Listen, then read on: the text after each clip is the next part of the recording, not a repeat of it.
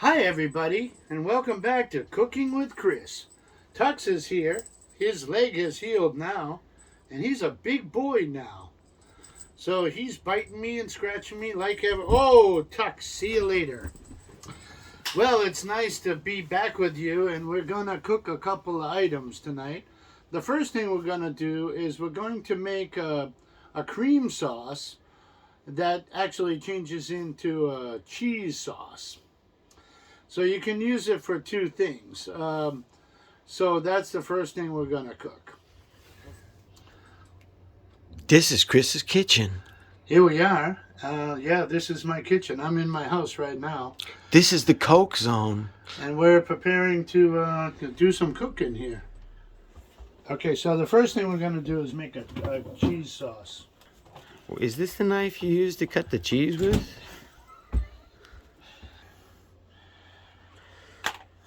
Flour. So I've already made this item. And what you want to do is I'll talk about this as a cook, but you use equal amounts of butter and flour at the same time. No, it depends on the amount of sauce you want to make. So you would use, if you're going to make a lot of sauce, you're going to use 3 or 4 tablespoons of butter. So the butter and the flour should be about equal. So if you're using 2 tablespoons of butter, you should use 2 tablespoons of flour. And the other thing is, when you're cooking with milk and cheese, you want to don't use a really high flame. So, all right, let's get started. So I got some red cheddar cheese here. This is from Australia. And does everybody know that you're in Japan? From the other ones, yeah. All right. The introduction video says, yeah, I'm in Japan. That's why the cheese is from Australia. I'm a kind of cheesy kind of guy.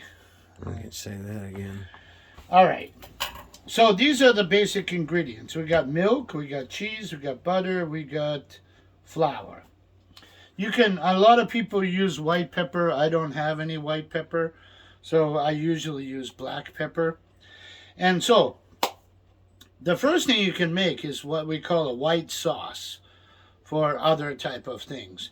So, you make a white sauce first, then you add the cheese, and now you have a cheese sauce. And cheese sauce you can make macaroni and cheese. I like to serve my cheese sauce on broccoli or cauliflower. It goes great on mashed potatoes. So, but if you're going to make a white sauce, it would be kind of like for a white stew, or you're going to make a type maybe like cream chowder or something like that. So let's get started. Okay, so how are we looking? Looking good. That looks like a kitchen. Well, thankfully we're in the kitchen, and that would be looking good. All right. See, you can see it's almost dinner time.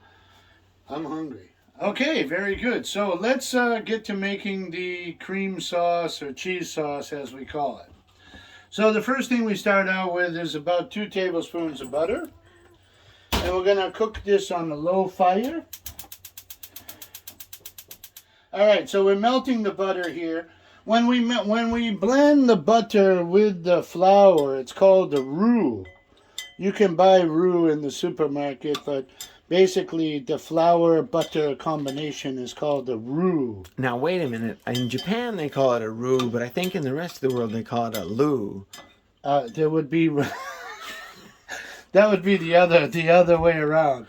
In Japan, it would be a loo, and the rest of the world, it would be a roux. I think this comes from France, actually. En français, loo. So. And we're going to add the flour now. And so the butter is basically melted. We're mixing it. Take a look at this now here. This is the roux. And it's a kind of thick. And we're going to slowly add milk. How much milk, Chris? Well, it depends. Again, depends on how much sauce you want to actually make. So I don't know if you're looking at 2 tablespoons of butter and 2 tablespoons of flour. Maybe you're gonna be looking at 200 cc's of milk. 2, 2, and 2. But just keep the front number the same. 2 tablespoons, 2 tablespoons, and 2 liters. Yeah, but again, how much cheese sauce you're gonna make here. If you're gonna make a cream sauce, you're gonna need more. So you're probably gonna use a little bit more butter, a little bit more flour. And eventually, it's kind of soupy right now, but eventually it's gonna kind of become thick. Now, I have a trivia question. Kind of creeps up on you. Can I ask? Yeah, come on. Now, when you say roux, is this the same stuff that they call curry roux? Right. It's a kind of base for a stew. But when roux means R-O-U-X. Oh, it is with. I see. I mistook the whole thing. Yeah, you thought L-U, Lou. I had no idea what language it came from. But yeah, I don't know either, but I'm pretty sure it's French. And we're probably going to get some comments down below that it came from Serbia or some other country. No. R-O-U-X is definitely French. Yeah, it's totally looking French. So now the milk is incorporated with the butter and the flour. I'm on a low fire here, and I'm going to start to incorporate the cheese. Okay, so cheese. I can't see your face, bro. Try it again. Cheese. There you go. The cheese. Now wait a minute. It would have been a white sauce, but now you're making a cheese sauce. Right. That's exactly what it is. At first, it turns out to be a white sauce, and when you add the cheese, it becomes a cheese sauce. And so again, you don't want to have too much of a strong fire here. Simmer. Well, no, milk and butter and cheese, these are things that you don't really want to burn. So you want to be really careful and just take your time and don't rush it. You're going to see it turn from a kind of soup consistency. It's going to turn into a really thick, creamy sauce. Now, after the cheese melts, it will no longer be a roux. It'll be a cheese sauce. It'll be a sauce. Right. So prior to bringing in the cheese, it was a roux. No, the roux is just the butter and the flour mixture. Gotcha. When you add the milk, it's a white sauce. Oh. When you add the cheese, it's a cheese sauce. You ruined it. I ruined it. Yes, I don't know if I ruined it or I might have made it better. Well, first you had the roux, then you had the sauce. Now you've got the sauce again. And now I'm back to a cheese sauce here. And one of the things I like, you can see it's starting to thicken up here now. Take a look. It's getting kind of.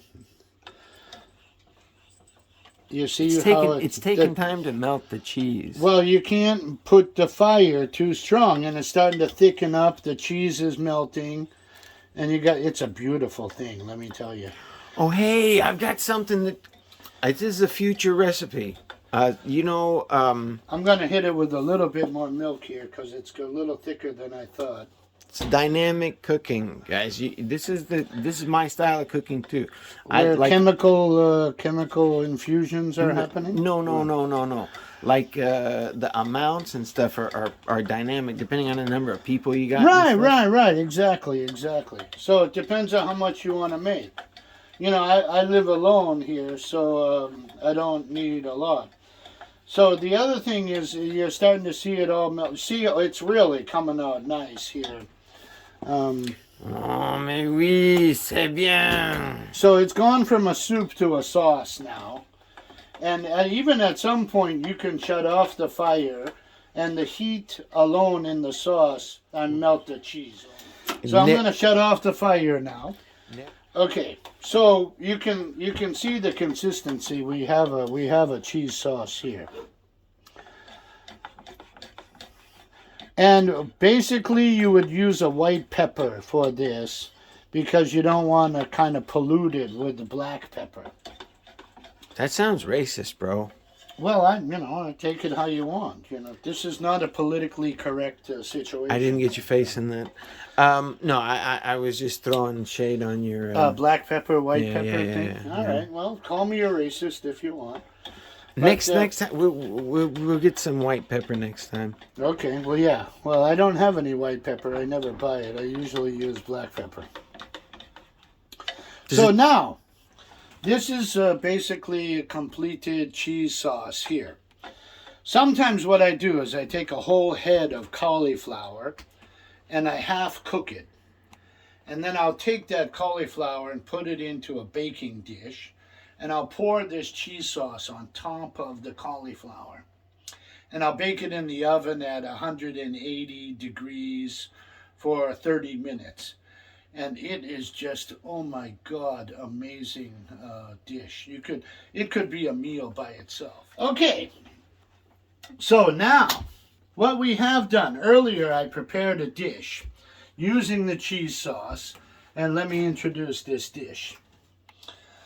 So this is a cauliflower broccoli gratin. So I incorporated this cheese sauce. What I had is some Jones Farm Costco bacon that I've included here. And I baked this at I guess it would be like 380 degrees for 20 minutes. What does it say on the Japanese oven? It's be 190 degrees Celsius for 20 minutes. And I tried to find fresh broccoli, but I couldn't find it today. It seems to be off season. So this was a frozen vegetable dish that I boiled first. I added the cheese sauce and I baked it in the oven. And so we're going to try this a little bit later. It's also good raw, straight out of the pan. Yeah, this is just like creamy, cheesy. Heavenly. Oh my God. It's the end of the world here. Now listen, if you're going to make, like, my mother made homemade macaroni and cheese. This is, yeah. So, right. But wait, then first you boil the macaroni. You half boil the macaroni. Half boil the macaroni. Add the cheese sauce. Add the cheese sauce. And bake then, it in the oven. Oh, bake it in the mother. Sorry, I'll have to cut that out. And then you probably sprinkle some cheddar cheese on top of that as well. I see. Anybody who cooks doesn't have an oven. Well, come on.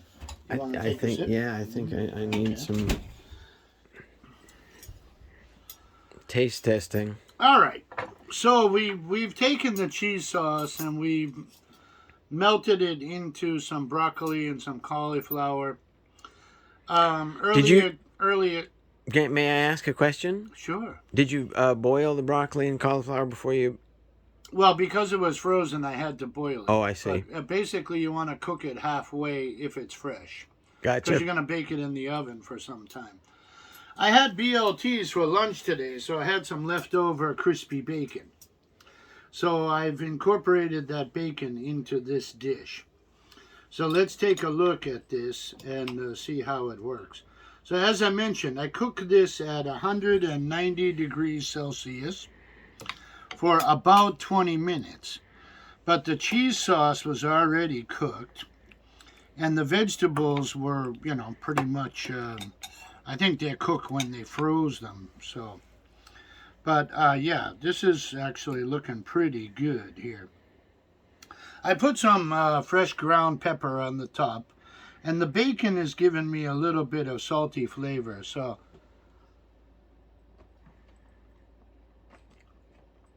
oh my God. This is just amazing. You got the vegetables give you a little juicy aspect. You got this creamy cheese thing going on. And it's just, I wish you had smell vision here because I can confirm that it does smell tasty. I'll tell you, it is fantastic. This is not a low-calorie item. if you're on a diet or trying to watch your calories, it's just, no. We're looking at, hey, You got Tuck, some. what are you doing here? You got some on your whiskers there. Okay. Him, No, you. Tuck's trying to get a part of this. I see. My whiskers or his whiskers? Yours. So, yeah, that's the hazard of having a beard. But, yeah, this is all coming together for me. This is one of my favorite dishes. That's why I introduced it today. So, it's an easy menu to cook. You can use fresh vegetables, frozen vegetables. You learn how to make the cheese sauce. If you don't have the cheese, you got a white sauce. And give it a try. Don't forget to like and subscribe.